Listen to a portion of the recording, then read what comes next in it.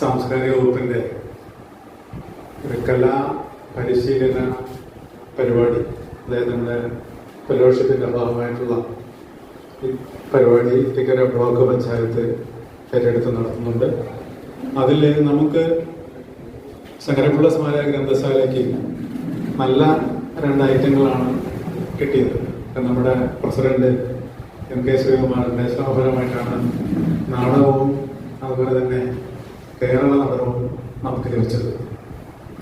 നാടകത്തിന് വളരെ പ്രാധാന്യമുള്ള നാടാണ് നമ്മുടെ പൂതക്കുളം. നിരവധി നാടക നടന്മാരുണ്ട്.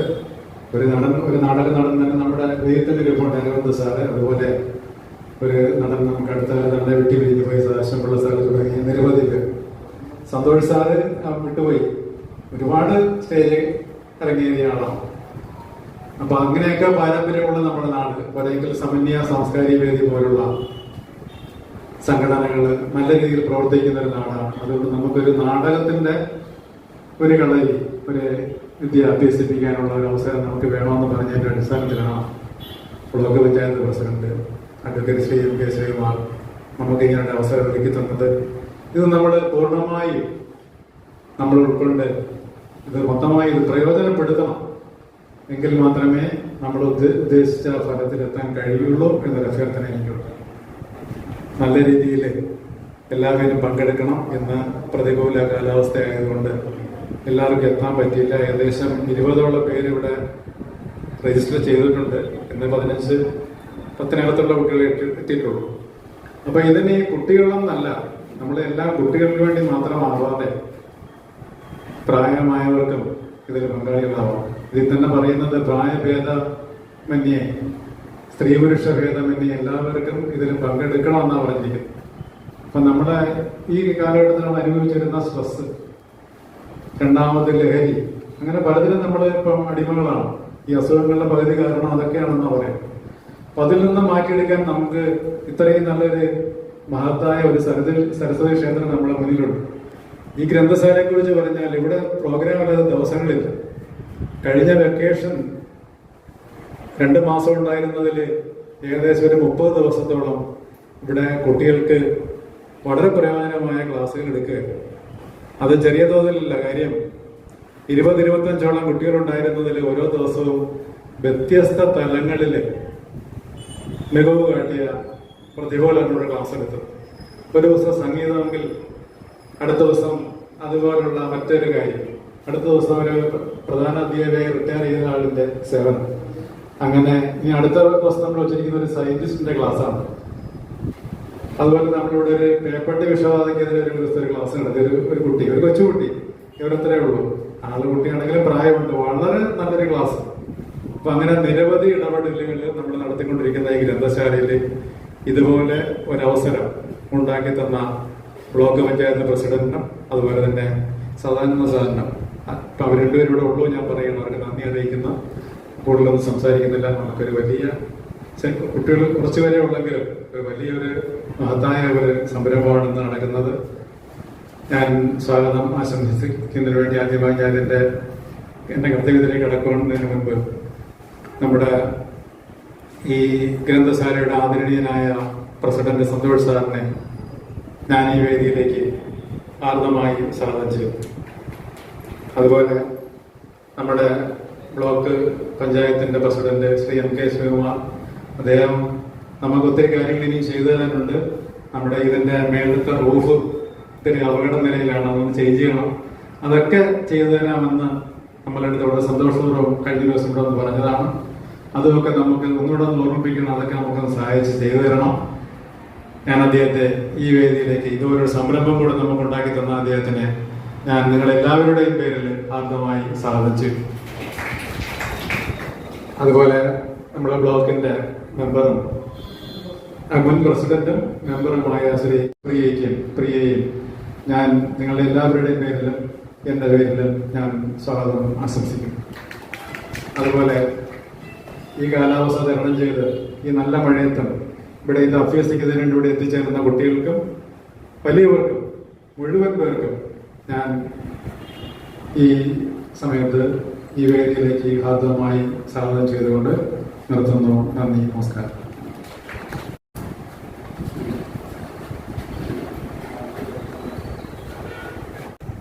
പരിപാടിയുടെ ഉദ്ഘാടകൻ Ithikkara block panchayat president advocate M K Sreekumar,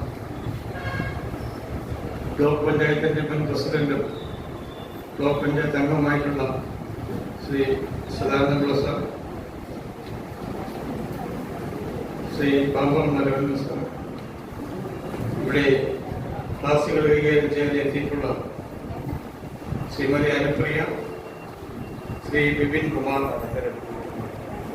ഗ്രന്ഥശാലയുടെ secretary Santhosh, മറ്റ് ഗ്രന്ഥശാല കമ്മിറ്റി അംഗങ്ങൾ, ഈ പരിപാടി പങ്കെടുത്തുകൊണ്ടിരിക്കുന്ന 31-ാം തീയതി വരെ പൊതുക്ലബ് ഗ്രാമപഞ്ചായത്തിന്റെ സെക്രട്ടറിയായി പ്രവർത്തിച്ച് വിരമിച്ച ശ്രീ രാജേഷ് കുമാർ, മറ്റ് പ്രിയപ്പെട്ട സുഹൃത്തുക്കളെ, കൂട്ടുകാർ, ഈ ഫെലോഷിപ്പിന്റെ പ്രോഗ്രാം ഈ ഗ്രന്ഥശാല നേരത്തെ ഏറ്റെടുത്തിട്ടുള്ളത്. കഴിഞ്ഞ വർഷം നമുക്കൊന്നും കിട്ടിയിരുന്നില്ല. അതിന് മുന്നേയുള്ള വർഷം സംഗീതത്തിന്റെ പരിശീലനം ഇവിടെ നന്നായി നടത്തിയുണ്ട്. ഈ പൂതക്കുളം പ്രദേശത്തെ ഏറ്റവും പ്രധാനപ്പെട്ട 2 ഗ്രന്ഥശാലകളാണുള്ളത്. ഒന്ന് ഗാന്ധി മെമ്മോറിയൽ കലക്കൂടാണ്, ഇത് ശങ്കരപിള്ള സ്മാരക ഗ്രന്ഥശാല. ഒരു വർഷത്തിന്റെ വ്യത്യാസത്തിൽ രൂപീകരിക്കപ്പെട്ട 2 ഗ്രന്ഥശാലകളാണ്. പ്രദേശത്തെ ജനങ്ങളുടെ ഒത്തൊരുമയായ പ്രവർത്തനത്തിന്റെ ഫലമായിട്ടാണ് ഈ ഗ്രന്ഥശാലകൾ രണ്ടും ഈ പഞ്ചായത്തിൽ രൂപീകൃതമായിട്ടുള്ളത്. ശങ്കരപ്പിള്ള സ്മാരക ഗ്രന്ഥശാല എന്ന് പറയുമ്പോൾ ശങ്കരപ്പിള്ള ആരാണ് നിങ്ങൾ ചോദിക്കും.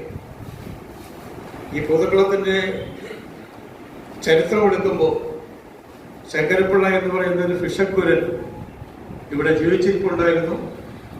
അദ്ദേഹത്തിന്റെ നാമധേയത്തിൽ പിൽക്കാലത്ത് ഈ ഗ്രന്ഥശാല രൂപീകൃതമാവുകയുണ്ടായി. ഇവിടെ നിന്ന് തൊട്ട് കരൂരിലോട്ട് പോകുമ്പോൾ ഒരു 200 മീറ്റർ മുകളിലോട്ട് പോകുമ്പോൾ മുണ്ടസ്രാൻ എന്ന് പറയുന്ന ഒരു വീടുണ്ട്. ആ മുണ്ടസ്രാനിലെ കുടുംബ കാരണവരായിരുന്നു ശങ്കരപ്പിള്ള. പണ്ട് ഈ വിഷം തീണ്ടിയാൽ ഹോസ്പിറ്റലിൽ കൊണ്ടുപോയ ചികിത്സാ ക്രമങ്ങൾ ഫലപ്രദമായി വരുന്നതിന് മുന്നേയുള്ള കാലത്ത് വിഷം തീണ്ടിയാൽ ഇതുപോലെയുള്ള യന്ത്രവൽക്കരണ വാഹനങ്ങളൊന്നും ഇല്ലാത്ത കാലത്ത് അരവണ്ടിയിലെ ആളുകളെ ചുമന്ന് ഈ ശങ്കരപ്പിള്ള വൈദ്യന്റെ വീട്ടിലേക്ക് എത്തുമായിരുന്നു. അത് ഈ സമീപത്തുള്ള ചാത്തന്നൂർ, കലവതക്കൽ, ഇലകമം തുടങ്ങിയ എല്ലാ പഞ്ചായത്ത് പരൂർ മേഖലകളിൽ നിന്നല്ല ഇത്തരം വിഷം തീണ്ടുന്ന രോഗികളുടെ അഭയകേന്ദ്രമായിരുന്നു ശങ്കരപ്പിള്ളയുടെ ആസ്ഥാനം. അദ്ദേഹം ഒരു വിഷക്കുരനും മാത്രമല്ല, MBBS-ഉം അതുപോലുള്ള വൈദ്യ ബിരുദങ്ങളൊന്നും എടുത്തിട്ടില്ല കേട്ടോ. പാരമ്പര്യ ചികിത്സകനായി അദ്ദേഹം അതുപോലെ തന്നെ നല്ലൊരു സാംസ്കാരിക പ്രവർത്തകനും കൂടിയാണ്. നിരവധിയായ സാംസ്കാരിക പ്രവർത്തനങ്ങൾ, പഴയ കാല നാടകത്തിന്റെ പഠനഘടനയാണ് നമ്മുടെ ഒന്ന്. പണ്ട് ഉള്ള നാടകങ്ങൾ ഇതൊക്കെ അഭ്യസിപ്പിക്കാൻ അന്ന് ഈ അമ്പലങ്ങളിൽ സന്ധ്യാനം ചൊല്ലും അവിടെ തന്നെ തന്നു. അങ്ങനെ പരിശീലനം നടത്തിയത്. അതിൽ ജാതിമത ഭേദമന്യെയാണ് അദ്ദേഹം അവിടെ ആളുകളെ പഠിപ്പിച്ചത്. ജാതിമതം എന്ന് പറയുമ്പോഴത്തേക്ക് കുറച്ചുകൂടി ആളുകളുടെ ഇടയിൽ കുറച്ചുകൂടി വിവേചനം നിലനിന്നൊരു കാലഘട്ടം. ഇവിടെ ഈ പൂതക്കുളം പഞ്ചായത്തിൽ തന്നെ അറിയപ്പെടുന്ന ഒരു പ്രഗത്ഭനായ വ്യക്തി ശ്രീ ആർ അച്യുതൻ XMP. അദ്ദേഹം തൊട്ടടുത്തൊരു സ്കൂള് അദ്ദേഹത്തിന്റെ പേരിലുണ്ട്. R Achuthan XMP. അദ്ദേഹം ജനനം കൊണ്ട് ഒരു പട്ടികജാതി വിഭാഗത്തിൽപ്പെട്ട ആളാണ്. പക്ഷെ അദ്ദേഹത്തിനെയും ഈ മുണ്ടസാട് തറവാട്ടിൽ താമസിപ്പിച്ച് അദ്ദേഹത്തിനെയും അവിടെ അഭ്യസിക്കാനുള്ള അവസരം കൊടുത്തു. ജാതിമത ഭേദമന്യേ മുഴുവൻ ആളുകളെയും അഭയകേന്ദ്രമായിരുന്നു ഈ തറവാട്. അങ്ങനെയുള്ളൊരു മതേതരവാദിയായിരുന്നു ശങ്കരപ്പിള്ള. അദ്ദേഹം ഇവിടെ ഈ Poothakkulam government higher secondary school ഇവിടെ സ്ഥാപിക്കുന്നതിന് വേണ്ടിയുള്ള ആദ്യകാല പ്രവർത്തനത്തിന് മുൻനിരയിൽ നിന്നിരുന്നു. പൂതക്കുളത്തിന്റെ എല്ലാ സാംസ്കാരിക മേഖലകളുടെയും ഉന്നമനത്തിന് വേണ്ടി അദ്ദേഹം നിസ്വാർത്ഥം പ്രവർത്തിച്ചിരുന്നു. ആ മഹാനുഭാവന്റെ പേരിലാണ് ശങ്കരപ്പിള്ള സ്മാരക ഗ്രന്ഥശാല ഇവിടെ പ്രവർത്തിക്കുന്നത്. നിങ്ങളുടെ ശങ്കരപിള്ള സ്മാരക ഗ്രന്ഥശാലയിൽ വന്നിട്ട് പോകുമ്പോൾ എന്താണ് ഈ ഗ്രന്ഥശാലയുടെ പ്രത്യേകത എന്ന് മനസ്സിലാക്കാൻ വേണ്ടി ഞാൻ സൂചിപ്പിച്ചതേ ഉള്ളൂ. അങ്ങനെയുള്ള ഈ ഗ്രന്ഥശാലയിൽ അതിനുശേഷം നിരവധി കാലയളവുകൾ പിന്നിടുകയാണ്. യഥാർത്ഥത്തിൽ 75 വർഷം ഈ ഗ്രന്ഥശാല ഇപ്പോൾ പൂർത്തീകരിക്കുകയാണ്. ഈ 75-ാം വർഷം ആഘോഷിക്കാൻ വേണ്ടി സംസ്ഥാന ഗ്രന്ഥശാല സംഘവുമായിട്ട് ഞങ്ങൾ ബന്ധപ്പെട്ടപ്പോൾ സാങ്കേതികമായ ഒരു തടസ്സമുണ്ടായി. ഗ്രന്ഥശാല 2 വർഷം ശേഷമാണ് രജിസ്റ്റർ ചെയ്തത്. അപ്പൊ അവരുടെ കണക്കനുസരിച്ച് ഇനി 2 വർഷം കൂടി കഴിഞ്ഞെങ്കിലേ 75-ാം വാർഷികം ആഘോഷിക്കാൻ കഴിയും എന്നൊരു നിലയാണ് ഉണ്ടായത്. ഞങ്ങളെ തൊട്ട് 1 വർഷം മുന്നേ രൂപീകരിച്ച ഗാന്ധി സ്മാരക ഗ്രന്ഥശാല 75-ാം വാർഷികം പൂർത്തിയാക്കിയിട്ടുണ്ട്. എന്തായാലും ഈ 75 വർഷം പഴക്കമുള്ള ഗ്രന്ഥശാലയിൽ ഓരോ കാലയളവിൽ ഇപ്പൊ ഇവിടെ സ്വാഗതപ്രാസൻ സൂചിപ്പിച്ചതുപോലെ അമച്ചർ നാടകങ്ങൾക്ക് നല്ല ഒരു ഇടമായിരുന്നു ഇവിടെ. ഇപ്പൊ പുതിയ നാടക സങ്കേതങ്ങളെ കുറിച്ചൊക്കെ ഇവിടെ ശ്രീ വിപിൻ കുമാർ ഇവിടെ നന്നായി ക്ലാസ് എടുക്കും. പുതിയ നാടക സങ്കേതങ്ങൾ, നാടകങ്ങൾ ഒരുപാട് മാറിയിട്ടുണ്ട്. നാടകങ്ങളിൽ ഒരുപാട് മാറ്റങ്ങൾ വന്നിട്ടുണ്ട്. ഇപ്പൊ മോഹൻലാൽ നാടകം അഭിനയിച്ചാൽ ആ നാടകം ആളുകൾ സ്വീകരിക്കപ്പെടും, അല്ലേ? മോഹൻലാലിന്റെ നാടകം. അപ്പൊ അതുപോലെ പ്രശസ്തരായ ആളുകൾ വരെ നാടകത്തിലേക്ക് കടന്നു വരുന്നു. ആ ഒരു മാധ്യമം, നാടകം എന്ന് പറയുന്ന ഒരു കലാരൂപം നാട്ടിൽ വലിയ മാറ്റങ്ങൾക്ക് ഇടം നൽകിയിട്ടുള്ളതാണ്. ഒരുപാട് മാറ്റങ്ങൾക്ക് ഇടം നൽകിയിട്ടുണ്ട്. സമൂഹത്തിൽ നിലനിന്ന വിവേചനങ്ങൾക്കെതിരെ ശക്തമായ എഴുത്തുകൾ, തകഴിയെ പോലെയും അതുപോലുള്ള ആളുകളുടെയൊക്കെ എഴുത്തുകൾ നാടകരൂപത്തിൽ രംഗാവിഷ്കാരം നടത്തിയിട്ടുണ്ട്. നാടകത്തിന് ഒരുപാട് സാധ്യതകളുള്ള ഒരു മേഖലയാണ്. KPC പോലെയുള്ള സമിതികൾ സംസ്ഥാനത്ത് ഉഴുതുപറിച്ച സാംസ്കാരിക മേഖല പുരോഗമന പ്രസ്ഥാനങ്ങളുടെ വളർച്ചയുടെ പടവുകൾ താണ്ടുന്നതിന് ഏറെ സംഭാവന നൽകിയിട്ടുണ്ട്. അത്തരം പ്രവർത്തനങ്ങൾ ഒക്കെ ഈ നാടകത്തിലൂടെ ഇന്ന് കരഗതമായി. പക്ഷെ ഇന്ന് നാടക രംഗത്ത് നിൽക്കുമ്പോൾ നാടകത്തിൽ ഇന്ന് വന്നിട്ടുള്ള അപജയം, ഇന്ന് വേദികൾ, പ്രൊഫഷണൽ ഗ്രൂപ്പുകളിൽ എല്ലാം തന്നെ സമൂഹത്തിലെ ആളുകളെ കൂടുതൽ സ്വാധീനിക്കുന്നതിന് വേണ്ടി എല്ലാം കൂടി ഇടകലർത്തിയുള്ള ഒരു കോംപ്രമൈസിംഗ് ലൈനാണ് ഇപ്പോൾ വന്നിരിക്കുന്നത്. പക്ഷെ എങ്കിലും നിരവധി നാടകങ്ങൾ ഇവിടെ ഇടയ്ക്ക് വന്നിട്ടുള്ള പ്രതിസന്ധികൾ, കോവിഡ്, അതുപോലുള്ള പ്രയാസങ്ങൾ നേടിയ സന്ദർഭങ്ങളിൽ നാടക കലാകാരന്മാരും മറ്റ് കലാരംഗത്തെ പ്രവർത്തകരുമെല്ലാം വളരെയധികം ദുരിതം അനുഭവിച്ചത്. കഴിഞ്ഞ വർഷം സന്തോഷം എന്ന് പറയട്ടെ, ഒരു 100-100-ലധികം നാടക പ്രൊഫഷണൽ രംഗത്ത് കഴിഞ്ഞ വർഷം രൂപീകരിക്കപ്പെടുകയുണ്ട്. അപ്പൊ ആ നാടകങ്ങൾ, ഞാൻ പറഞ്ഞു വന്നത് അമച്ചർ നാടകങ്ങൾ ഈ ഗ്രന്ഥശാലയിൽ ഞങ്ങളൊക്കെ കൊച്ചു കുട്ടികളായിരുന്ന സമയത്ത് ഗ്രന്ഥശാലയിൽ വർഷം തോറും ഓണം ആഘോഷിക്കും. ആ ഓണത്തിന് ഒരു നാടകമുണ്ടാവും. CL ജോസിന്റെ നാടകമൊക്കെയാണ് അന്ന് സ്വീകാര്യമായിട്ടുള്ളത്. ആ നാടകം റിഹേഴ്സൽ നടത്തി ആ നാടകം അവതരിപ്പിക്കും. അപ്പൊ അമച്ചർ നാടകങ്ങൾ നിരവധിയായിട്ട് ഇവിടെ അരങ്ങേറിയിട്ടുണ്ട്. അത്തരം വേദികൾ. അപ്പൊ അതാണ് ഇവിടെ സൂചിപ്പിച്ചതുപോലെ ഞാനൊക്കെ അന്ന് കൊച്ചു പ്രായമാണെങ്കിലും നിരവധിയായിട്ടുള്ള ഈ ഗ്രന്ഥശാലയുടെ നാടകങ്ങളിൽ അഭിനയിക്കാൻ അവസരം ലഭ്യമായി. അപ്പോൾ നാടകത്തിന് വലിയ പ്രാധാന്യമുള്ളൊരു പ്രദേശം.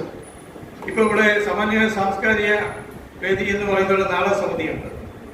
അതിന്റെ തുടക്കത്തിൽ അതിന്റെ പ്രസിഡന്റ് ഞാനായിരുന്നു. അതിനുശേഷം ശ്രീ ശിവപ്രസാദ് ആയിരുന്നു. ഇപ്പോഴത്തെ പുതിയ പ്രസിഡന്റ് രാജേഷ് ഇവിടെ വന്നിട്ടുണ്ട്. നാടക ആണ് പ്രധാനമായിട്ടും സമന്വയ സാംസ്കാരിക വേദിയിൽ ആരെങ്കിലും അവതരിപ്പിക്കുന്നത്. അപ്പൊ അത്തരം നാടകങ്ങൾ ഇവിടെ അവതരിപ്പിക്കുമ്പോൾ ഈ നാടകം കൃത്യമായി കാണാനും ഈ പരിപാടി ഉദ്ഘാടനം ചെയ്യുന്നതിന് വേണ്ടി നമ്മുടെ നാട്ടുകാരനും നമ്മുടെ ഗ്രന്ഥശാലയുടെ അഭ്യുദയകാംക്ഷയും നമ്മുടെ ഈ പ്രദേശത്തെ പുരോഗമന പ്രസ്ഥാനത്തിന്റെ നേതൃത്വവുമായിട്ടുള്ള Ithikkara block panchayat president advocate MP Sreekumar ഈ പരിപാടിയുടെ ഉദ്ഘാടനത്തിന് വേണ്ടി ആദരപൂർവ്വം ക്ഷണിക്കുന്നു.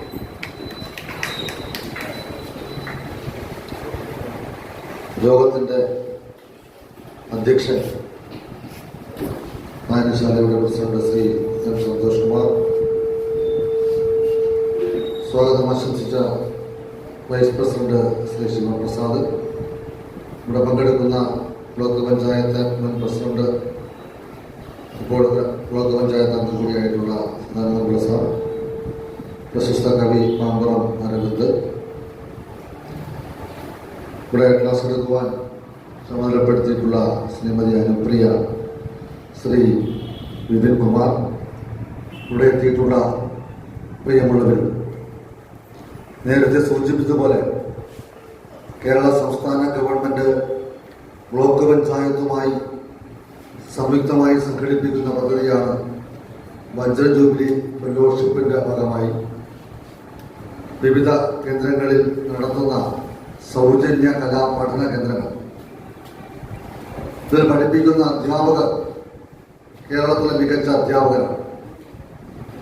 നമ്മുടെ കേരളത്തിലെ പ്രധാനപ്പെട്ട കലാപഠന കേന്ദ്രങ്ങളിൽ നിന്ന് ബിരുദവും ബിരുദാനന്തരവും നേടിയവരാണ് ഇത് പഠിപ്പിക്കുന്നത്.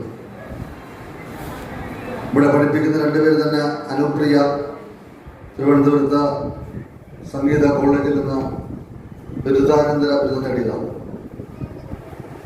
അതുപോലെ തന്നെ വിപിൻ കുമാർ സ്കൂൾ ഓഫ് ഡ്രാമയിൽ നിന്ന് പഠിച്ച് പുറത്തിറങ്ങിയ വിദ്യാർത്ഥിയാണ്. അപ്പോൾ നമ്മുടെ കേരളത്തിൽ ലഭിക്കുന്ന മികച്ച കലാകാരന്മാരെ ഉപയോഗിച്ചുകൊണ്ട് സംസ്ഥാന ഗവൺമെൻറ്റിൻ്റെയും ബ്ലോക്ക് പഞ്ചായത്തിൻ്റെയും സഹകരണത്തോടുകൂടി സംഘടിപ്പിക്കുന്ന പദ്ധതിയാണ്. അവർക്ക് പ്രതിമാസം ശമ്പളം കൊടുക്കുന്നത് ഗവൺമെൻറ് 10,000 രൂപ തരും, ബ്ലോക്ക് പഞ്ചായത്ത് 7,500 രൂപ. അങ്ങനെ അവർ എത്ര കലാകാരന്മാരെ നിശ്ചയിച്ചു തരുന്നോ അവർക്കെല്ലാം ശമ്പളം അല്ലെങ്കിൽ അലവൻസ് ഗവൺമെൻറ്റും ബ്ലോക്ക് പഞ്ചായത്തും കൂടി കൊടുക്കുകയാണ്. നമുക്ക് ഒരു പൈസ ചെലവില്ല, വന്ന് പഠിച്ചാൽ മാത്രം മതി.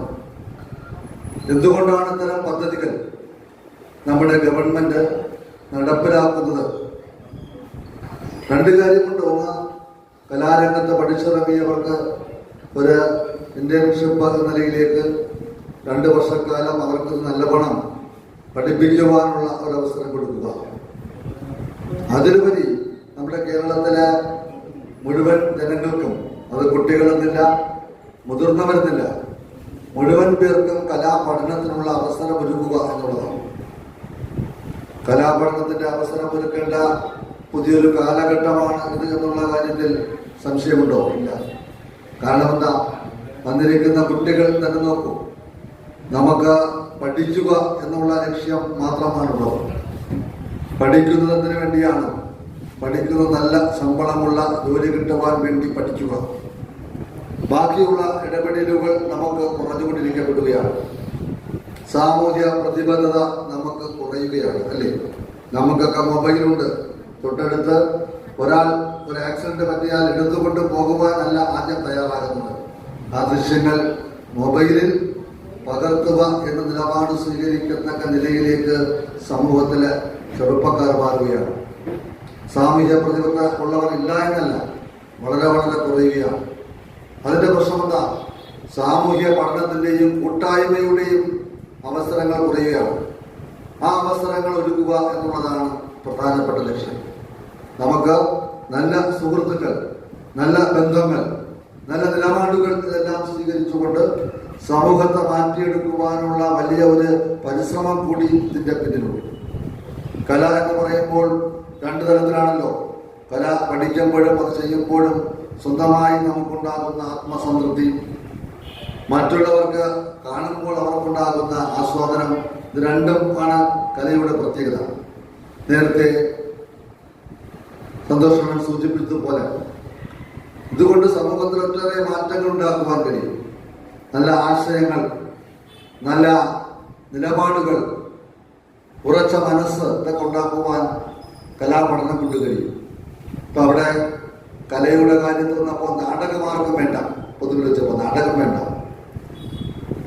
വല്ല പെയിന്റിംഗ് ഒക്കെ ഉണ്ടെങ്കിൽ എല്ലാവർക്കും വേണം എന്നാണ് പൊതുവിൽ, അല്ലേ, ഭരണസമിതി കൂടി ഇപ്പം വന്നത്.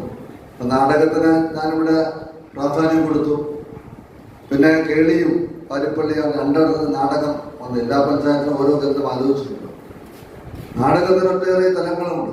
അപ്പൊ നമ്മൾ ചിന്തിക്കുന്നത് പോലുള്ള പഴയ നാടകത്തിന്റെ പഠനമല്ല വിപിൻ ഇവിടെ നടത്താൻ പോകുന്നത്. നല്ല സ്റ്റേറ്റ് ഡ്രാമകൾ പോലുള്ള ആധുനിക നാടക ആവിഷ്കാരത്തിന്റെ വിദ്യാഭ്യാസം പൂർത്തീകരിച്ച് വന്ന വിദ്യാർത്ഥിയാണ് ബിപിൻ. തീർച്ചയായിട്ടും നമ്മളിവിടെ ശ്രദ്ധിക്കപ്പെട്ടാൽ നമ്മുടെ ജില്ലയിലെ തന്നെ അല്ലെങ്കിൽ കേരളത്തിലെ ഒരു നാടക പഠന കേന്ദ്രമായി നമുക്കിതിനെ മാറ്റാൻ കഴിയും. നല്ല കാമ്പുള്ള നല്ല കരുത്തുള്ള ഒരു അധ്യാപകനെയാണ് നമുക്ക് കിട്ടിയിട്ടുള്ളത്. ഞാൻ ഒട്ടേറെ പേർ അതുമായി ബന്ധപ്പെട്ട് കാണുകയുണ്ടായി. നമ്മളെ പുണ്യക്കുളത്തെ അനഘയടക്കം ചില തെരുവ് നാടകങ്ങളിലൊക്കെ പങ്കെടുക്കുന്ന കുറച്ച് പേർ നമ്മുടെ പഞ്ചായത്തിലുണ്ട്. അവരെ നമുക്ക് കൂട്ടിയോജിപ്പിച്ചുകൊണ്ട് ഇവിടെ പരിശ്രമിച്ചാൽ സമന്വയിക്കും അത് കുറെ സഹായിക്കാൻ കഴിയും, വായനശാലയ്ക്കും സഹായിക്കാൻ കഴിയും. നമുക്ക് അന്വേഷിക്കാൻ കഴിയില്ല. നമുക്ക് തൊട്ടടുത്ത് വീട്ടിലുള്ള ഒരു കുട്ടിയുമായി ബന്ധപ്പെട്ടുകൊണ്ട് ഒരു വിവാഹ ആലോചന വന്നാൽ നമുക്ക് അതിന് കൃത്യമായ അറിവ് നമുക്കില്ലല്ലോ. നമ്മുടെ സ്വന്തം മക്കളെ കുറിച്ചുള്ള കൃത്യമായ അറിവുകൾ നമുക്കില്ല. അങ്ങനെ ജീവിക്കുന്ന ഒരു പുതിയ തലമുറയാണ്. കാരണം എന്താ? അതിന് സമയമില്ല. നേരത്തെ സന്തോഷം സൂചിപ്പിച്ചതുപോലെ ഇപ്പൊ സ്ത്രീകളൊക്കെ ജോലിക്ക് പോകുകയാണ്. വൈകിട്ട് വീട്ടിൽ വന്നാൽ വീട്ടുകാരും നോക്കും. മോളപ്പുറത്ത് ലാപ്ടോപ്പിലോ ഏതെങ്കിലും സംവിധാനത്തിലായിരിക്കും. അമ്മ വിചാരിക്കുന്ന മോളകത്ത് കഥപഠനത്തിരുന്ന് നല്ലവണ്ണം പഠിക്കുന്നു എന്ന് ധരിക്കുന്ന രക്ഷകർത്താവ്. മകനാണെങ്കിൽ മുകളിലിരുന്ന് എന്തെങ്കിലും കാണിക്കും. അപ്പൊ ഇതെല്ലാം നമ്മുടെ മക്കൾ മിടുക്കന്മാരാണ് എന്ന് ചിന്തിക്കുന്ന രക്ഷകർത്താക്കളെ പറ്റിക്കല്ല. അവർ തമ്മിൽ ആത്മബന്ധവുമില്ല. 1-2 മണിക്കൂറുകളാണ് രക്ഷകർത്താക്കളും കുട്ടിയും തമ്മിൽ ആശയവിനിമയം നടത്തുന്നത്. അപ്പൊ അവർക്ക് ആശയവിനിമയം നടത്തുവാനുള്ള കേന്ദ്രങ്ങളാണ് വായനശാലകൾ. ഇപ്പൊ കഴിഞ്ഞ കാലഘട്ടങ്ങളിൽ വായനയുടെ ഒരു തലത്തിലാണ് വായനശാല എന്ന് ആരംഭിച്ചതെങ്കിൽ ഇന്ന് വായനശാലയുടെ പ്രസക്തി വർദ്ധിക്കുകയാണ്, അല്ലേ? പണ്ട് അംഗനവാടി തുടങ്ങിയപ്പോൾ പിള്ളേരെ കൊണ്ടാക്കാനുള്ള കേന്ദ്രമാണെന്ന് പറഞ്ഞു. ഇപ്പൊ അതാണ് കുട്ടികളുടെയും രക്ഷകർത്താക്കളുടെയും മുതിർന്നവരുടെയും എല്ലാ കാര്യം നോക്കുന്ന കേന്ദ്രമായി അംഗനവാടി മാറിയതുപോലെ ഈ ഗ്രന്ഥശാലകൾ പുസ്തകങ്ങളുടെ വായനാ കേന്ദ്രങ്ങൾ മാത്രമല്ല, ഒരു സാംസ്കാരിക ഇടങ്ങളായി എഴുത്ത്, വായന, വരകൾ, ശാസ്ത്രം, സംഗീതം എല്ലാത്തിൻ്റെയും കേന്ദ്രമായി വായനശാല മാറുകയാണ്. അപ്പം അതിൻ്റെ ഭാഗമായി ബ്ലോക്ക് പഞ്ചായത്ത് ആലോചിക്കപ്പെടുമ്പോൾ ഉദപ്പുളത്തൊരു നാടകം സമിതി ഉണ്ടാക്കാം എന്ന കാഴ്ചപ്പാടോടുകൂടി തന്നെയാണ് ആലോചിക്കുന്നത്. ഇത് പരമാവധി പ്രയോജനപ്പെടുത്തി നമുക്ക് ആലോചിച്ച കേന്ദ്രങ്ങളിലൊക്കെ 50 പേരൊക്കെ ഇല്ലേ പഠിക്കാൻ, അല്ലേ? 50-40 പേരൊക്കെ ഡാൻസ് പഠിക്കാൻ വരികയാണ്. ആദ്യം ഇതൊന്നും ആർക്കും വേണ്ടെന്ന് പറഞ്ഞാണ് ഡാൻസ് ഒന്നും. ഇപ്പോൾ പ്രായഭേദമന്യേ ഇപ്പം പല കേന്ദ്രങ്ങളിലും അമ്മയും മോളും കൂടെ വരണ്ടല്ലേ, അമ്മയും മോളും കൂടി വന്ന് ഇതെല്ലാം അഭ്യസിക്കുന്നൊരു കാലഘട്ടമാണ്. ഇവിടെയും കുറച്ച് പേർ അനഘയൊക്കെ വരാമെന്ന് പറഞ്ഞു, അറിഞ്ഞോന്നറിയില്ല. അവരെല്ലാം കൂടി വരുമ്പോൾ നമുക്കും നല്ലൊരു സൗജന്യ കലാപഠന കേന്ദ്രമായി മാറുകയാണ്. ഇത് പരമാവധി പ്രയോജനപ്പെടുത്തണം. നേരത്തെ സൂചിപ്പിച്ചതുപോലെ 4 വർഷം മുമ്പ് ആരംഭിച്ചതാണ്. 2 ഘട്ടമായി നമ്മൾ നടത്തി. പക്ഷേ നമുക്ക് 2 ഘട്ടങ്ങളായി നടത്തിയ ജാഗ്രതാ കുറവ് പരിഹരിക്കണമെന്നാണ് തീരുമാനിച്ചത്. ഇവരൊക്കെ ഉദ്ഘാടനം ചെയ്യുന്നില്ലേ എന്ന് പറഞ്ഞ് നമ്മളോട് പരിഭവിച്ച കാലഘട്ടം ഉണ്ടായിരുന്നു. നമ്മൾ പറഞ്ഞു അങ്ങനെ നമ്മൾ ഉദ്ഘാടനം നടത്തിയാൽ ഫലപ്രദമായി നടക്കില്ല. നമുക്ക് കേന്ദ്രങ്ങൾ ആലോചിച്ച് കഴിഞ്ഞ 2 തവണത്തെ ദൗർബല്യം മനസ്സിലാക്കിക്കൊണ്ട് നമുക്ക് പോകാം എന്ന് പറഞ്ഞു. ഇപ്പോൾ ഇത് എത്രാമത്തെ കേന്ദ്രമാണ്? 8ാമത്തെ കേന്ദ്രമാണ്. മൊത്തം 13 കേന്ദ്രം ആലോചിച്ചു. ഇന്ന് പാലപ്പള്ളിയിൽ ഇതൊന്നുകൂടെ ഉണ്ട്. അപ്പോൾ 9ാമത്തെ കേന്ദ്രമാകും. ബാക്കി 4 കേന്ദ്രം കൂടിയാകുമ്പോൾ 1000-ഓളം പേരാണ് സൗജന്യമായി കല അഭ്യസിക്കത്തക്ക നിലയിൽ മാറിയിട്ടുണ്ട്. ഇപ്പോൾ എനിക്ക് തോന്നുന്നു അവർക്ക് ബോധ്യപ്പെട്ടു. ജില്ലയിൽ അല്ലേ ഇത്രയും മെച്ചപ്പെട്ട നിലയിൽ നടത്തുന്ന ഒരു ബ്ലോക്ക് ഇതുമായി ബന്ധപ്പെട്ടുകൊണ്ടില്ല. പരമാവധി പ്രയോജനപ്പെടുത്തണമെന്ന് മാത്രം സൂചിപ്പിച്ചുകൊണ്ട് ഇത്തിക്കര ബ്ലോക്ക് പഞ്ചായത്തും കേരള സർക്കാരും സംയുക്തമായി സംഘടിപ്പിച്ചിട്ടുള്ള വജ്രജൂബിലി ഫെലോഷിപ്പ് സൗജന്യ കലാ പഠന കേന്ദ്രം നിങ്ങളെല്ലാവരുടെയും അനുവാദത്തോടു കൂടി ഉദ്ഘാടനം ചെയ്തതായി പ്രഖ്യാപിക്കുന്നു.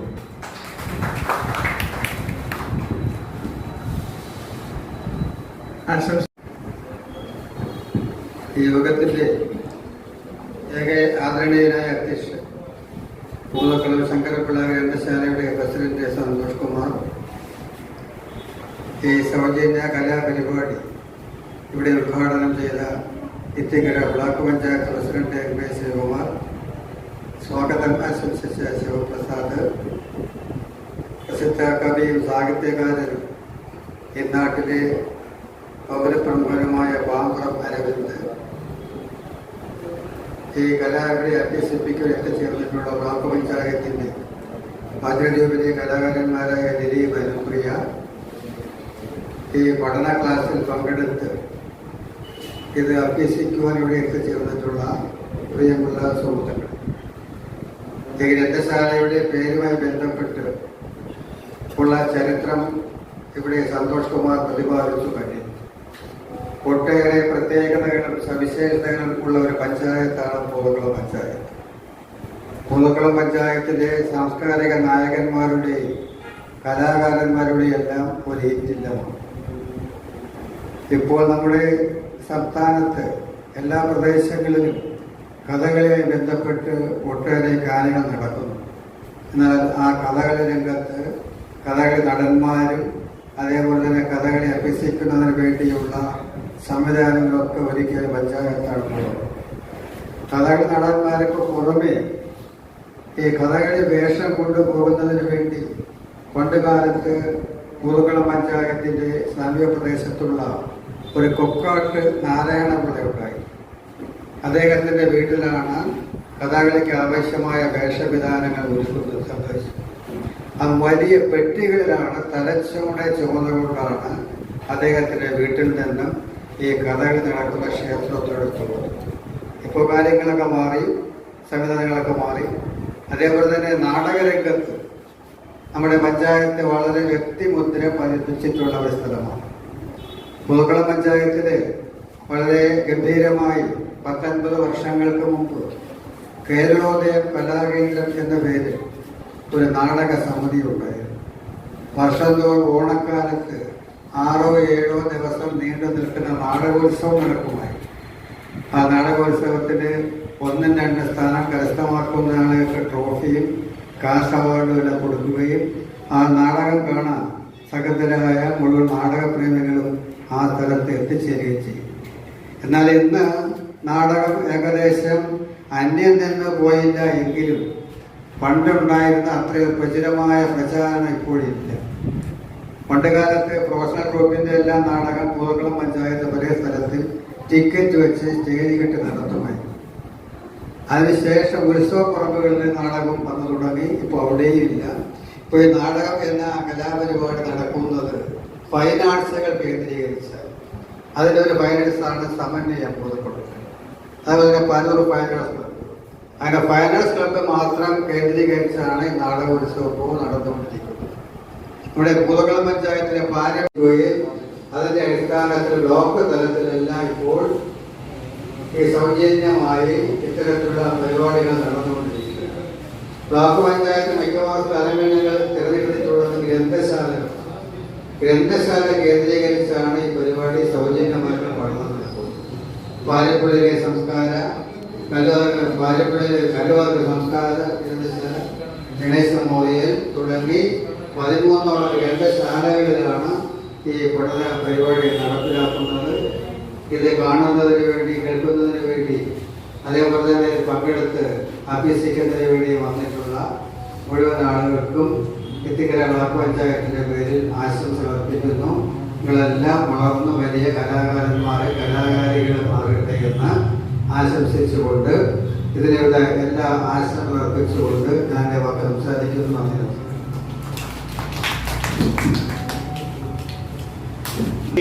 എത്തിയിട്ടുള്ള വിപിൻ കുമാർ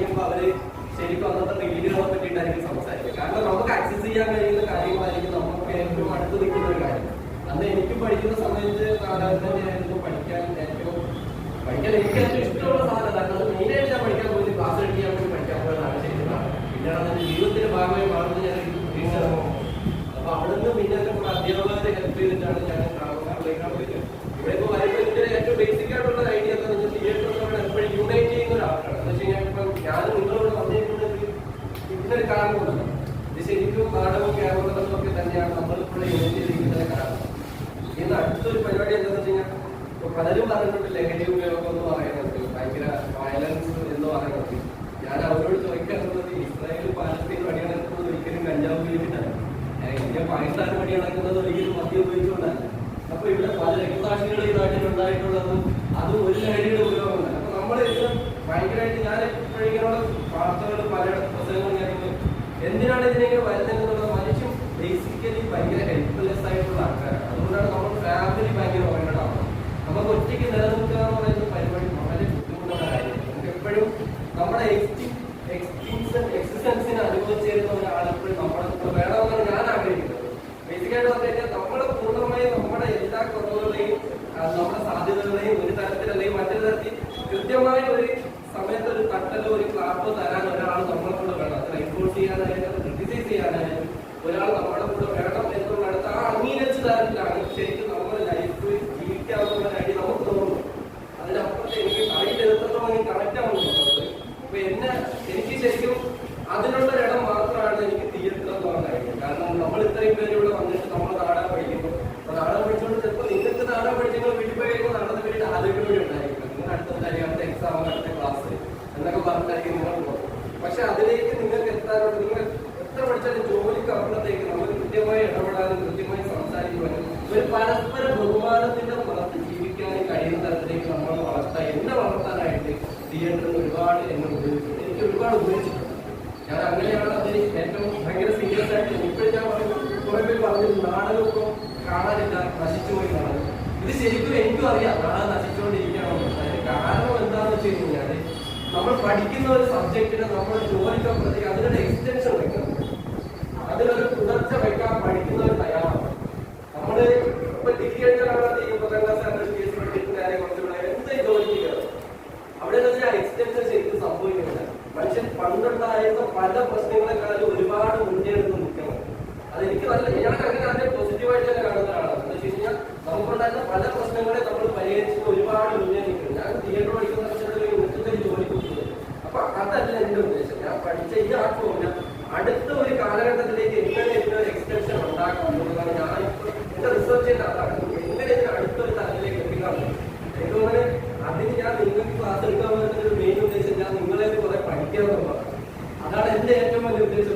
ഞാൻ പക്ഷം പഠിക്കാൻ പല സ്ഥലങ്ങളിൽ ഞാൻ ചെയ്യാറുള്ളത് പഠിക്കാൻ നമ്മൾ പരസ്പരം ഏറ്റവും രസകരമായി സംസാരിക്കാനുള്ള ഇടമുണ്ടാക്കുക എന്നുള്ളതാണ് ആദ്യം. അത് വീട്ടിലായാലും നമുക്ക് ഇപ്പൊ കുറെ പ്രശ്നങ്ങളുണ്ട്. നമ്മളെ കുട്ടികളായിട്ട് ട്രീറ്റ് ചെയ്യുന്ന ഒരു പ്രശ്നമുണ്ട്. നമ്മളെ വലിയവർ നമ്മളെ മതിക്കുന്നില്ല എന്നൊരു പ്രശ്നം നമുക്ക് ഉണ്ടാകുന്നത്. നമ്മുടെ പല പ്രശ്നങ്ങളും അവർക്ക് മനസ്സിലാവില്ല എന്നുള്ള കുഴപ്പങ്ങളുണ്ടാകുന്നത്. അത് ആര് തന്നെ ആയാലും അവര് പേരന്റ് ആയാലും അവര് അച്ഛനോ മകനോ ആരായാലും ഇവിടെ നടക്കുന്ന പല കാര്യങ്ങളും ഒരു പ്രശ്നം വെച്ച് നമ്മൾ കമ്മ്യൂണിക്കേറ്റ് ചെയ്യുന്നില്ല എന്നുള്ളൊരു പ്രശ്നമാണ്. കമ്മ്യൂണിക്കേറ്റ് ചെയ്യാത്തതിന്റെ അതിന്റെ ഏറ്റവും വലിയ പ്രശ്നം എവിടെയാണെന്ന് വെച്ചാൽ അത് കമ്മ്യൂണിറ്റിയിലാണ്. നമ്മളൊരു മനുഷ്യൻ്റെ അടുത്ത് എങ്ങനെ സംസാരിക്കണം എന്ന് നമുക്ക് കൃത്യമായി അറിയില്ല. ചില ആൾക്കാർ ദേഷ്യപ്പെടും, ചില ആൾക്കാർ ഭയങ്കര സ്നേഹം കാണിക്കും, ചില ആൾക്കാർ മൈൻഡ് ചെയ്യില്ല. അപ്പൊ ആൾക്കാർ ഇങ്ങനെ ഭയങ്കര ഡൈവേഴ്സ് ആയിട്ടുള്ള ആൾക്കാരാണ്. അപ്പൊ നമുക്ക് ജനറലൈസ് ചെയ്തിട്ട് ഒരു കാര്യങ്ങൾ പറയാനും പറ്റില്ല. എന്ന് വെച്ച് കഴിഞ്ഞാൽ എല്ലാവരെയും നമ്മൾ സ്നേഹത്തോടെ ട്രീറ്റ് ചെയ്യാതിരുന്നതിന് ചിലപ്പോൾ അവിടെ പ്രശ്നം ഉണ്ടാവും. എല്ലാവരെയും നമ്മൾ ദേഷ്യത്തോടെ ട്രീറ്റ് ചെയ്യുന്നതിന് അവിടെ പ്രശ്നം ഉണ്ടാവും. അപ്പൊ ഇത് പല ആക്ടേഴ്സും നമ്മൾ കൈ കിട്ടുമ്പോൾ നമ്മൾ ആലോചിക്കാറുണ്ട് ഇത് എങ്ങനെയാണ് നമ്മൾ ഓരോരുത്തരുടെയും വീട് അവരുടെ സാഹചര്യം ഇങ്ങനെയുള്ള കാര്യങ്ങളൊക്കെ അന്വേഷിച്ച് പഠിച്ചിട്ടാണ് ഞാൻ ശരിക്കും റിഹേഴ്സൽ എന്ന് തുടങ്ങാറുണ്ട്. അങ്ങനെയാണ് ഞാൻ റിഹേഴ്സൽ തുടങ്ങുന്നത്. കാരണം എന്താ വെച്ച് കഴിഞ്ഞാൽ അതിൽ ഓരോരുത്തർ എങ്ങനെ ട്രീറ്റ് ചെയ്യണമെന്ന് എനിക്ക് പഠിക്കാം. അവിടെ നമ്മൾ ഉണ്ടാവുന്നത് ശരിക്കും എനിക്ക് പല എന്റെ വീടിനെക്കാളും എനിക്ക് ഭയങ്കര രസകരമായിട്ടുള്ള ഫാമിലീസ് എനിക്ക് തിയേറ്റർ ഉണ്ടായിട്ടുണ്ട്. ഭയങ്കര രസകരമായിട്ടുള്ളത്. ഒരു എക്സാമ്പിൾ എന്ന് പറയുന്നത് ഞാൻ കഴിഞ്ഞ പോലെ എനിക്ക് നാടകം ഇന്ത്യയുടെ പല ഭാഗത്ത് ചെയ്യേണ്ടത്. അത് ചെയ്തത് എറണാകുളം ബൈക്കിന്റെ കുറെ തൊഴിലുറപ്പ് സ്ത്രീകളാണ് അത് ചെയ്തത്. അതിലെനിക്ക് ഭയങ്കര സന്തോഷം എന്ന് വെച്ച് കഴിഞ്ഞാൽ അമ്മമാരുടെ അടുത്ത് പറഞ്ഞൊരു കാര്യമുണ്ട്. അവർക്ക് 45 മുതൽ 55 വയസ്സ് വരെയുള്ള ആൾക്കാരാണ്. അവരവരുടെ ഭർത്താക്കന്മാരുണ്ട്, മക്കളുണ്ട്, എല്ലാവരും ഉണ്ട്. അവരെന്തായാലും തിരുത്തിപ്പുറം എന്നുള്ള ഒരു സ്ഥലം വിട്ട് അവർ എങ്ങോട്ടും പോയിട്ടില്ല. അതാണ് എൻ്റെ അടുത്ത് അവർ പറഞ്ഞ ഏറ്റവും വലിയ കാര്യം. അവർക്ക് ഞാൻ ചെന്നൊരു നാടകം ചെയ്തു, അത് എന്റെ സംവിധാനം ചെയ്ത് ഞാൻ എഴുതിയത്. അത് സംവിധാനം ചെയ്താൽ നമ്മുടെ ഫെസ്റ്റിവൽ വെച്ചിട്ട് അവർ ആദ്യമായിട്ട് ഡൽഹിയിലേക്ക് പോയി, ബോംബെയിലേക്ക് പോയി, അവര് കർണാടക പോയി, തമിഴ്നാട് പോയി. ഇപ്പൊ അടുത്ത വീണ്ടും അവർക്ക് ചെന്നൈയിൽ ഷോ എടുക്കും. എനിക്കത് ആസ് എ തിയേറ്റർ പ്രാക്ടീഷണർ എനിക്ക് എന്നോട് തന്നെ ഭയങ്കര അഭിമാനം തോന്നിയ ഒരു നിമിഷമായിരുന്നു. എനിക്ക് കുറച്ച് എഡിറ്റിക്കാൻ തുടങ്ങിയെന്നുള്ള രീതിയിൽ അത് എനിക്ക് ഭയങ്കര ഇഷ്ടമെന്ന് അതിനെ അനലൈസ് ചെയ്യുന്ന സമയത്ത് എനിക്ക് മനസ്സിലാവുന്നുണ്ട് നമുക്ക് ഇടപെടാനും നമുക്ക് എത്തപ്പെടാൻ കഴിയുന്ന കുറെ ഏരിയകളുണ്ട്. ആ ഏരിയ നമ്മൾ ഫൈൻഡ് ചെയ്യാൻ നമ്മൾ കൃത്യമായിട്ട് വർക്ക് ചെയ്യാവുന്നതാണ്. ഇപ്പോഴും പഠിക്കുമ്പോഴുള്ള കാര്യം എക്സ്റ്റെൻഡ് ചെയ്യാൻ തരത്തിൽ പഠിക്കാൻ നിങ്ങൾ ഇപ്പോഴും പഠിച്ച് നാളെ ഇപ്പോൾ പഠിച്ചു തുടങ്ങും. നിങ്ങൾക്ക് സമയം കഴിയുമ്പോൾ അതാണ് താല്പര്യമെങ്കിൽ ധൈര്യമായിട്ട് നിങ്ങൾ പഠിക്കാൻ നിങ്ങൾക്കുള്ള സാധ്യത അവിടെ ഉണ്ട്. അതിന് നിങ്ങൾക്ക് ഇന്നത്തെ കാലത്തുള്ള നാടകത്തിന് അങ്ങനെ വലിയ വ്യത്യാസമൊന്നും ഞാൻ കാണുന്നില്ല. ഇത് വ്യത്യാസം എന്ന് വെച്ച് കഴിഞ്ഞാൽ ഈ എക്സ്റ്റൻഷൻ ഞാൻ പറയുന്നത് വെച്ച് കഴിഞ്ഞാൽ നമ്മളിപ്പോൾ ടെക്സ്റ്റ് ബേസ് നാടകം നടക്കില്ലാലും അഭിനയിക്കും. യോഗത്തിന്റെ അധ്യക്ഷൻ ശിവപ്രസാദ് സാർ, ഈ വായനശാലയുടെ സെക്രട്ടറി സന്തോഷ്, അനുപ്രിയ, ശ്രീ ജയഗോപാൽ, അതുപോലെ ഇവിടെ ചേർക്കുന്ന മറ്റു വ്യക്തികളെ കുട്ടികളെ, ഞാൻ കൂടുതൽ സംസാരിക്കുന്നതിൻ്റെ പ്രസക്തിയില്ല. കാരണം ഇവിടെ പറയേണ്ട കാര്യങ്ങൾ എനിക്കത് പറഞ്ഞു കഴിഞ്ഞു.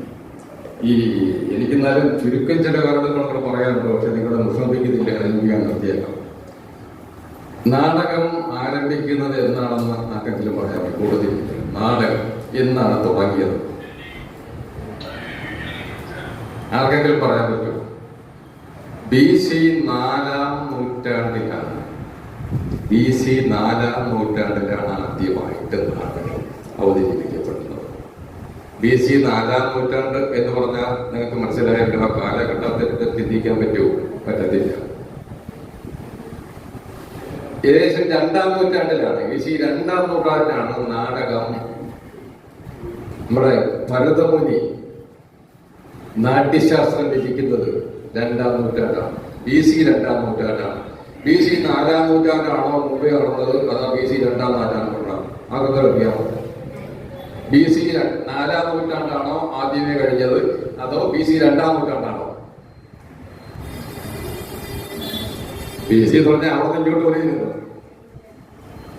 അപ്പം BC 4-ാം നൂറ്റാണ്ട് കഴിഞ്ഞിട്ട് 3-ാം നൂറ്റാണ്ട്, 2-ാം നൂറ്റാണ്ട്, അങ്ങനെയാണ് 1-ാം നൂറ്റാണ്ട് വന്ന് പിന്നെ ക്രിസ്തത്വത്തിലേക്ക് കടന്നു. ഇതൊക്കെ നമ്മൾ പിന്നെ ഒരുപാട് കാലത്തിന് ശേഷം രൂപപ്പെടുത്തിയതാണ്. അല്ലാതെ അന്ന് BC ഇല്ലായിരുന്നു, അന്ന് ക്രിസ്തു വർഷവും ഇല്ലായിരുന്നു. ഉണ്ടായിരുന്നോ? ഇല്ല. എത്രയോ കൊല്ലങ്ങൾ കഴിഞ്ഞ ശേഷം. അപ്പൊ ഇതാണ് ഇതുമായി ബന്ധപ്പെട്ടുള്ളത്. നമ്മുടെ പിന്നെ ഭാരതത്തിന്റെ ചരിത്രത്തെ പറ്റി പറയുകയാണെങ്കിൽ ഒരുപാട് കാര്യങ്ങൾ പറയാനുണ്ട്. അതൊന്നും ഇപ്പൊ ഞാൻ പറയുന്നില്ല.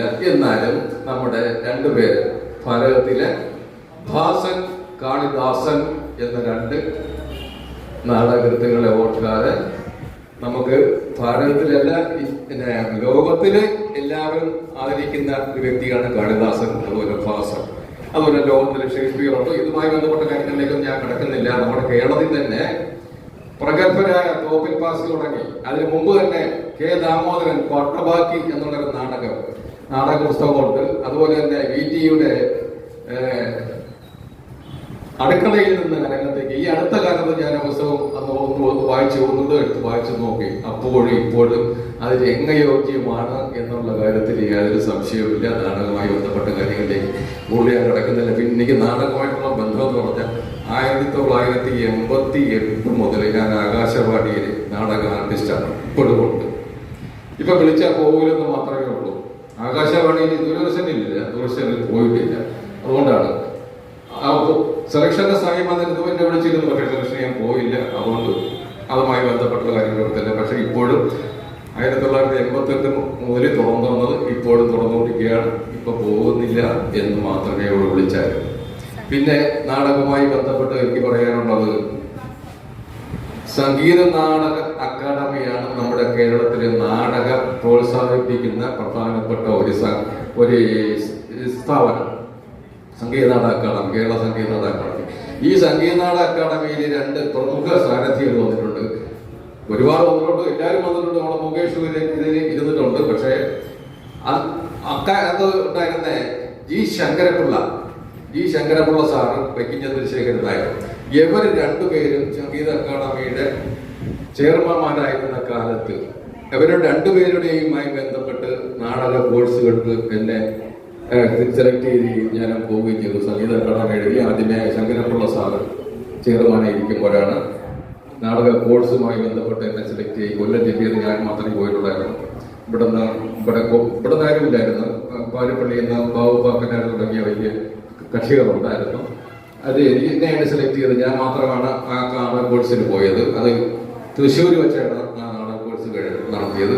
അതുമായി ബന്ധപ്പെട്ട് അങ്ങനെ ഒരു ബന്ധമുണ്ട് എനിക്ക്. മറ്റൊന്നുള്ളത് വൈക്കം ചന്ദ്രശേഖരൻ ഇരിക്കുമ്പോഴും അതും ഇതുപോലെ തന്നെ വളരെ ദീർഘമായ കോഴ്സായിരുന്നു. നാടകവുമായി ബന്ധപ്പെട്ട് സംവിധാനം തുടങ്ങി, ചലനം തുടങ്ങി, നടന്റെ എല്ലാവിധ ഏർപ്പാടുകളുമായി ബന്ധപ്പെട്ട്, രംഗത്തുള്ള എല്ലാവിധ ഏർപ്പാടുമായി ബന്ധപ്പെട്ടുള്ള എല്ലാ കാര്യങ്ങളും അന്ന് അവിടെ പഠിപ്പിച്ചു.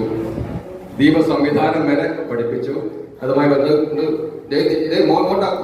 ഞാൻ നിർത്താൻ പോവുകയാണ്. ഇപ്പൊ നിർത്താം, ഞാൻ കൂടുതൽ പറയുന്നില്ല.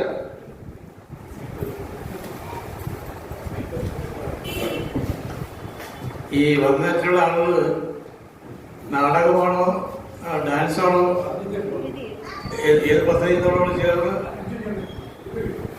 56-ൽ പരം ഈ അടുത്ത കാലത്ത് 128,000 കണക്കിലുണ്ടായിരുന്നു. അടുത്ത കാലത്ത് NGSന്റെ ഒരു പഴയ ബുള്ളറ്റിനെടുത്ത് കൈ കിട്ടിയപ്പോൾ അതിൽ കിടന്ന പല നാടകങ്ങളിൽ ഞാൻ അഭിനയിച്ചിട്ടുള്ള പല റോളുകളുണ്ട്. അതുപോലെ അതൊക്കെ പോട്ടെ, എന്റെ കാര്യങ്ങളൊന്നുമില്ല. എന്നെ ഇവിടെ ഈ വേദിയിൽ വിളിച്ചിരുന്ന നാടക നടനാണോ എന്ന് പറഞ്ഞത് കൊണ്ട് മാത്രമാണ് ഞാൻ ഇത് സൂചിപ്പിച്ചത്. പിന്നെ കേരള നടനമായിട്ട് എനിക്ക് യാതൊരു ബന്ധവുമില്ല. കണ്ടിട്ടുണ്ട്. ഗുരു ഗോപിനാഥാണ് കേരള നടനം ആവിഷ്കരിച്ചത് എന്ന് മാത്രം എനിക്കറിയാം. പിന്നെ കണ്ടിട്ടുണ്ട് എന്ന് മാത്രം.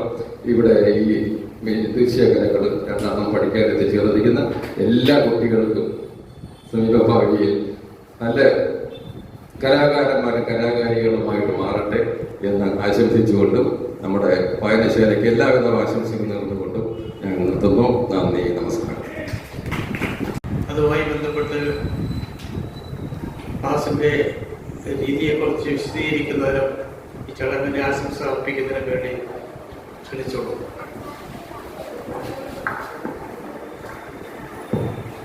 വേദിയിലും സദസ്സിലുമുള്ള ആദരണീയരെ, പ്രിയപ്പെട്ട കുഞ്ഞുങ്ങളെ, എല്ലാ വേദിയിലും ഓരോ സാംസ്കാരിക കേന്ദ്രങ്ങളിലും ചെല്ലുമ്പോൾ ഞാൻ നേരിടുന്ന ഒരു പ്രധാന പ്രശ്നം ഇത് കേരളത്തെ കുറിച്ച് ആർക്കും ഒന്നും അറിയില്ല എന്നുള്ളതാണ്. എന്നാൽ 1931 ശ്രീ ഗുരു ഗോപിനാഥ് എസ്തർ ഹർമൻ എന്ന് പറയുന്ന ഒരു വിദേശ വനിത അവർ കഥകളി പഠിക്കാനായി കേരളത്തിലെത്തുകയും കലാമണ്ഡലത്തിൽ അഭ്യസിച്ചതിനു ശേഷം രാഗിണി ദേവി എന്ന പേര് സ്വീകരിക്കുകയും ചെയ്തു. ഗുരു ഗോപിനാഥിനോട് കഥകളിയെ ലോക ജനതയ്ക്ക് ആസ്വദിക്കും വിധം എങ്ങനെ രൂപമാറ്റം ചെയ്യാമെന്ന് ചോദിച്ചതിന്റെ തൽഫലമായി ശ്രീ ഗുരു ഗോപിനാഥൻ രാഗിണി ദേവിയെ കൂടെ രൂപം കൊടുത്ത ഒരു നൃത്ത രൂപമാണ് കേരള നടനം. ആദ്യകാലത്ത് കേരള നൃത്തമെന്നും കേരള നടനം എന്നൊക്കെ പറഞ്ഞ് വേദികളിൽ അവതരിപ്പിച്ചുവെങ്കിലും കേരള നടനം എന്ന ഒരു നൃത്ത രൂപത്തിലേക്ക് പിന്നീട് അദ്ദേഹത്തിന്റെ ശിഷ്യൻ ശ്രീ ശങ്കരൻകുട്ടി മാസ്റ്റർ നമ്മുടെ സ്വാതിനാഥ കോളേജിൽ ഒരു കോഴ്സ്, ഒരു കേരള നടനം പഠിപ്പിക്കുന്ന, അന്ന് നടനഭൂഷണമൊക്കെയാണ്, ആ ഒരു കോഴ്സ് കൊണ്ടുവരികയും ഇപ്പോഴും സംഗീത കോളേജിൽ BA MA Kerala Natanam HD വിഷയമായിട്ട് BA MA കോഴ്സുകൾ നടത്തി വരുന്നുണ്ട്. അവിടെ നിന്നും ഡിഗ്രിയും ബിരുദാനന്തര ബിരുദവും എടുത്ത വ്യക്തിയാണ് ഞാൻ. പക്ഷെ കേരളത്തിലെ മറ്റ് കലകളെ ഇപ്പൊ നമ്മൾ ആദ്യമേ ഡാൻസ് പഠിക്കാൻ ചെല്ലുമ്പോൾ നമ്മൾ ആദ്യം പഠിക്കുന്നത് ഭരതനാട്യമാണ് അല്ലേ? എല്ലാവരും പഠിക്കുന്ന ഭരതനാട്യമല്ലേ? ശരിക്കും നമ്മൾ കേരളത്തിന്റെ തന്നെ നൃത്തമാണോ? ഭരതനാട്യം ഏത് സ്റ്റേറ്റിന്റെ നൃത്തമാണ്? തമിഴ്നാടിന്റെ അല്ലേ? അപ്പൊ നമ്മുടെ ഡാൻസില്, നമ്മുടെ നൃത്ത മേഖലയില് തമിഴ്നാടിന്റെ പ്രാധാന്യം എങ്ങനെയാ വന്നത് അറിയാമോ? ഇതോടെ നമ്മൾ ഭരതനാട്യം അഭ്യസിക്കുന്നത് തമിഴ്നാട്ടിലെ മോഹിനിയാട്ടമോ കഥകളിയോ അഭ്യസിക്കുന്ന കൂടുതൽ പേര് നിങ്ങൾ കണ്ടുണ്ടോ? അപ്പൊ എന്തുകൊണ്ടാണ് നമ്മൾ മാത്രം ഭരതനാട്യം നമ്മൾ ആദ്യം അഭ്യസിച്ചു തുടങ്ങുന്നത്? അതിന് കഥയുണ്ട് കേട്ടോ. കാരണം നൃത്തത്തിന് നമ്മുടെ സംസ്ഥാനത്ത് വലിയ പ്രചാരണം വന്നത് സ്വാതിനാൾ മഹാരാജാവിന്റെ കാലത്താണ് അല്ലെ? ഏറ്റവും കൂടുതൽ രാജാക്കന്മാരിലെ കലാകാരന്മാരിലെ രാജാവുമായിരുന്നു അദ്ദേഹം തമിഴ്നാട്ടിൽ നിന്നും നർത്തകികളെ കൊണ്ടുവന്ന് നൃത്തത്തിന് വേണ്ടി പദങ്ങൾ രചിച്ച് പിന്നീട് മോഹിനിയാട്ടം, ദാസിയാട്ടം എന്നറിയപ്പെട്ടിരുന്ന മോഹിനിയാട്ടത്തിന് വേണ്ടി പദങ്ങൾ രചിച്ച് മോഹിനിയാട്ടത്തിനെ നമ്മുടെ ജനങ്ങളിലേക്ക് കൂടുതൽ ആകർഷണം കൊടുത്തത് അദ്ദേഹത്തിന്റെ കാലഘട്ടത്തിലാണ്. അപ്പോ തമിഴ്നാട്ടിലെ കലാകാരന്മാരായിരുന്നു കൂടുതൽ അദ്ദേഹത്തിന്റെ രാജ്യസഭയിൽ ഉണ്ടായിരുന്നു. അപ്പൊ അതുകൊണ്ടാണ് നമ്മൾ ഭരതനാട്യം നമ്മുടെ ഒരു ഇഷ്ട നൃത്ത രൂപമായതോ അതുകൊണ്ടായിരുന്നു. പക്ഷെ നമ്മൾ കുറച്ചുകൂടെ മോഹിനിയാട്ടത്തിനും കഥകളിക്കും കേരള നടനം ആദ്യകാലത്ത് ഒരു ഫോക്ക് നൃത്തമായിട്ടായിരുന്നു, നാടോടി നൃത്തം. അതായത് എല്ലാവർക്കും പെട്ടെന്ന് മനസ്സിലാവും അല്ലേ, നാടൻ കലാരൂപങ്ങൾ എല്ലാവർക്കും ഇഷ്ടമല്ലേ, നാടൻ പാട്ട് പാടിയ എല്ലാവരും ആസ്വദിക്കും, ഒരു നാടൻ കളി കളിച്ച എല്ലാവർക്കും കാരണം എന്താ, അത് സാധാരണ ജനങ്ങളിലേക്കും പെട്ടെന്ന് എത്തും. അതുകൊണ്ട് അങ്ങനെ ഒരു നാടോടി നൃത്ത ശൈലിയായിരുന്നു ആദ്യം ഉണ്ടായിരുന്നത്. എന്നാൽ അത് പിന്നീട് ക്ലാസിക്കൽ നാട്യശാസ്ത്രത്തിനെ അടിസ്ഥാനപ്പെടുത്തി ക്ലാസിക്കൽ നിലയിലേക്ക് അതിന്റെ വളർച്ച ഉണ്ടായെങ്കിലും ഇത് ഇപ്പോഴും നമ്മളിലൂടെ വളർന്നുകൊണ്ടിരിക്കുന്ന ഒരു നൃത്തരൂപമാണ് കേരള നടനം. കേൾക്കുന്നുണ്ടോ? എല്ലാവരും കേൾക്കുന്നുണ്ടോ? അപ്പൊ ശ്രീ ഗുരു ഗോപിനാഥും അദ്ദേഹത്തിന്റെ നമ്മളെ കേരളത്തിന്റെ സംഭാവനകളെ ഒരിക്കലും വിസ്മരിക്കാൻ കഴിയില്ല. അദ്ദേഹത്തിന്റെ മരണം പോലും രാമായണം എന്ന നാടകം സ്റ്റേജിൽ കളിച്ചുകൊണ്ടിരിക്കുമ്പോൾ ദശരഥൻ എന്ന വേഷത്തിലായിരുന്നു അദ്ദേഹം. ആ നാടക വേദിയിൽ വെച്ചിട്ടാണ് അദ്ദേഹത്തിന്റെ മരണം ഉണ്ടായത്. അത്രയും പ്രഗത്ഭനായ മരണം ഉണ്ടായത്. അദ്ദേഹം ഇതിനു വേണ്ടി ഒരുപാട് കാര്യങ്ങൾ ചെയ്ത ഒരാളാണ് ശ്രീ ഗുരു ഗോപിനാഥ്. തിരുവനന്തപുരത്ത് നടനഗ്രാമം എന്ന് പറയുന്ന ഒരു സംഘടനയും ഒരു ക്ലാസിക്കൽ ഇൻസ്റ്റിറ്റ്യൂട്ടും നമ്മുടെ സ്വാതിനാൾ കോളേജിലുമാണ് കൂടുതലും കേരളത്തിന് വേണ്ടി ഉന്നമനം നൽകുന്ന 2 സംഘടനകൾ അല്ലെങ്കിൽ 2 അക്കാദമികൾ. അപ്പൊ നിങ്ങൾക്ക് കേരള നടനം, പിന്നെ കുറച്ച് പേര് പറയും കേരള നടനം ഭയങ്കര പാടാ. ശരിയാണ്, കുറച്ച് പാടാ. കാരണം എന്നറിയാവോ, ഗുരുഗോപിനാഥ് തികഞ്ഞ ഒരു കലാകാരനായിരുന്നു. അപ്പോ കഥകളിയിൽ ഒരു നൃത്ത രൂപമായിട്ടാണ് കേരളത്തിനെ ആവിഷ്കരിച്ചിരിക്കുന്നത്. കഥകളി പെട്ടെന്ന് മനസ്സിലാക്കാൻ നമുക്ക് കേരളത്തിനെന്ന് സാധിക്കും. കാരണം കഥകളിയുടെ മുഖാഭിനയങ്ങളും കഥകളിയുടെ മുദ്രാഭിനയങ്ങളും അതുപോലെ തന്നെ എടുത്ത്, എന്നാൽ ആഹാര രീതി, അതായത് നമ്മുടെ വേഷവിധാനങ്ങളെ പാടെ മാറ്റി നമുക്ക് കുറച്ചുകൂടെ നൃത്തം ഉൾക്കൊള്ളിച്ച് ഉണ്ടാക്കിയ ഒരു കലാരൂപമാണ് കേരള നടനം. അപ്പൊ അതുകൊണ്ട് തന്നെ കഥകളി ചിട്ടകൾ കൂടുതലുണ്ടായിരിക്കും. അപ്പൊ ഇനി കേരള നടനം പഠിച്ച് നിങ്ങൾക്ക് ഒരു കഥകളി കാണാൻ പോയാൽ പെട്ടെന്ന് മനസ്സിലാക്കാൻ പറ്റും. ഇപ്പൊ നമുക്ക് വല്ലതും മനസ്സിലാവോ? വലിയ പാടല്ലേ മനസ്സിലാക്കാൻ. പക്ഷെ എനിക്ക് വളരെ സന്തോഷം തോന്നി സാറ് പറഞ്ഞു ഇവിടെ കഥകളിക്ക് വേണ്ടി കൂടുതൽ കാര്യങ്ങൾ ചെയ്തിട്ടുള്ള നാടാണ്. അപ്പൊ തീർച്ചയായും കേരളത്തിനെ അതേപോലെ സ്വീകരിക്കുമെന്ന് ഞാൻ പ്രതീക്ഷിക്കുന്നു. കുട്ടികളും അതേ ഒരു എന്താ പറയാ സൗജന്യമാണ്, എപ്പോഴെങ്കിലും പഠിച്ചാൽ മതി അങ്ങനെയുള്ളതൊന്നുമല്ല. പുതിയൊരു കലാരൂപത്തെ അതിൻ്റെതായ രീതിയിൽ കുറച്ച് സമയമെടുത്ത് എന്നാൽ മനസ്സ് നന്നായി കൊടുത്ത്. ആരെങ്കിലും കേരളം പഠിക്കാൻ തയ്യാറുള്ളവരുണ്ടോ? ഉണ്ട്, താങ്ക് യു. അപ്പോ അത് നമുക്ക് വളരെ അമ്മമാർക്കും ഒക്കെ പഠിക്കാം കേട്ടോ. പ്രായഭേദം ഒന്നുമില്ല, എല്ലാവർക്കും പഠിക്കാം. ഇനി വേറെ ആരെങ്കിലും ഉണ്ടെങ്കിൽ അവരെയും കൂടെ വിളിച്ചു വേണം. വീട്ടിലെ അമ്മമാരൊക്കെ ഉണ്ടെങ്കിലേ കുറച്ച് വരട്ടെ. നമ്മൾ തിരുവാതിര കളിക്കുന്നത് കാണരുതാത്ത്, അവർക്കൊക്കെ വളരെ ഈസി ആയിട്ട് പഠിക്കാൻ പറ്റും കേട്ടോ. കുറച്ച് ഒരു ക്ലാസിക്കൽ കല പഠിക്കുന്ന ഒരു രീതിയും കിട്ടും. അങ്ങനെ കുറച്ചുകൂടെ മെച്ചമായിട്ട് തിരുവാതിരയും കൊണ്ടുപോകാൻ പറ്റും. അതുകൊണ്ട് പതുക്കെ വളരെ സമയമെടുത്ത് നമുക്ക് നന്നായി പഠിക്കാം. പറയുന്ന കാര്യങ്ങൾ അതുപോലെ ചെയ്താൽ ഒരു കാര്യം നമ്മൾ പഠിക്കുമ്പോൾ നമ്മൾ എന്തായാലും കുറച്ച് ബുദ്ധിമുട്ടൊക്കെ ആദ്യം വരും ഇല്ലേ? സ്കൂളിൽ പോയി ആദ്യം എഴുതിയപ്പോൾ ഭയങ്കര ബുദ്ധിമുട്ടായിരുന്നില്ലേ? അതുകൊണ്ട് ഞാൻ പറഞ്ഞു എനിക്ക് പഠിക്കണ്ട എന്ന് പറഞ്ഞു ആരെങ്കിലും ഇല്ല. ഒരു കാര്യം പഠിക്കുമ്പോൾ നമുക്ക് പതുക്കെ വളരെ സമാധാനത്തില് മുന്നോട്ട് പഠിക്കാൻ എല്ലാവരും നമ്മുടെ കൂടെ